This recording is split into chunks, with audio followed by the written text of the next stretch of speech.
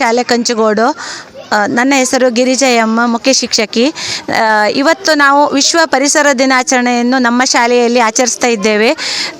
ಹಲವಾರು ಗಿಡಗಳನ್ನು ನಮ್ಮ ಹಳೆ ವಿದ್ಯಾರ್ಥಿ ಸಂಘದವರು ಶಾಲೆಗೆ ತಂದು ನಮ್ಮ ಶಾಲೆಯಲ್ಲಿ ಅದನ್ನು ತಾವೇ ನೆಡುವುದರ ಮೂಲಕ ಸಹಕರಿಸಿದ್ದಾರೆ. ಹಲವಾರು ಫಲಭರಿತ ಹಣ್ಣು ಕೊಡುವಂಥ ಗಿಡಗಳನ್ನು ಇವತ್ತು ನೆಟ್ಟಿದ್ದೇವೆ.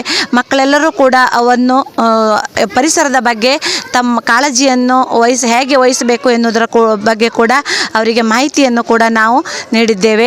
ಹಾಗಾಗಿ ಇವತ್ತು ವಿಶ್ವದಾದ್ಯಂತ ನಡೀತಾ ಇರುವಂಥ ಪರಿಸರ ದಿನಾಚರಣೆಯ ಬಗ್ಗೆ ನಮ್ಮ ಮಕ್ಕಳಲ್ಲಿ ಉತ್ತಮವಾದ ರೀತಿಯಲ್ಲಿ ಪರಿಸರದ ಬಗ್ಗೆ ಪ್ರಜ್ಞೆ ಮೂಡಿದೆ ಅಂತ ಈ ಸಂದರ್ಭದಲ್ಲಿ ಹೇಳಲಿಕ್ಕೆ ಇಷ್ಟಪಡ್ತೇನೆ. ಸರ್ಕಾರಿ ಹಿರಿಯ ಪ್ರಾಥಮಿಕ ಶಾಲೆ ಕಂಚುಗೋಡು ಹೊಸಾಡು ಕ್ಲಸ್ಟರ್ನ ಶಾಲೆ. ನಾನು ನಾಗಮ್ಮ ಟೀಚರ್ ಅಂತ. ನಾವು ಈ ದಿನ ಪರಿಸರ ದಿನಾಚರಣೆಯನ್ನು ಭಾಳ ಸಂಭ್ರಮದಿಂದ ಆಚರಿಸಿದ್ದೇವೆ.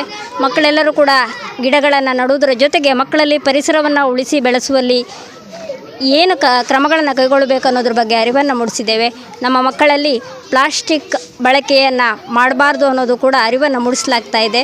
ಈ ಮಕ್ಕಳೆಲ್ಲರೂ ಕೂಡ ಇವತ್ತು ಈ ಪರಿಸರ ದಿನಾಚರಣೆಯನ್ನು ಗಿಡ ನೆಟ್ಟು ಬಹಳ ಸಂಭ್ರಮ ಪಟ್ಟಿದ್ದಾರೆ. ಇದಕ್ಕೆ ನಮ್ಮ ಜೊತೆಗೆ ಎಲ್ಲರೂ ಸಹಕರಿಸಿದ್ದಾರೆ. ಹಾಗೆ ಗಿಡ ನೆಡುವುದಷ್ಟೇ ನಮ್ಮ ಕರ್ತವ್ಯ ಅಲ್ಲ, ನೆಟ್ಟ ಗಿಡವನ್ನು ನಾವೆಲ್ಲರೂ ಕೂಡ ಪೋಷಣೆ ಮಾಡಬೇಕು ಅನ್ನೋದು ಅರಿವು ಕೂಡ ನಾವು ಮಕ್ಕಳಲ್ಲಿ ಬೆಳೆಸಿದ್ದೇವೆ ಅಂತೇಳಿ.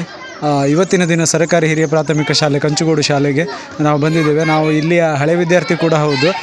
ಯಾವ ಕಾರಣಕ್ಕೋಸ್ಕರ ಬಂದಿದ್ದೇವೆ ಅಂದರೆ ವಿಶ್ವವೇ ಆಚರಿಸುವಂತಹ ವಿಶ್ವ ಪರಿಸರ ದಿನಾಚರಣೆಯನ್ನು ಇವತ್ತು ಆಚರಿಸುವ ಒಂದು ಉದ್ದೇಶಕ್ಕೋಸ್ಕರ ಬಂದಿದ್ದೇವೆ.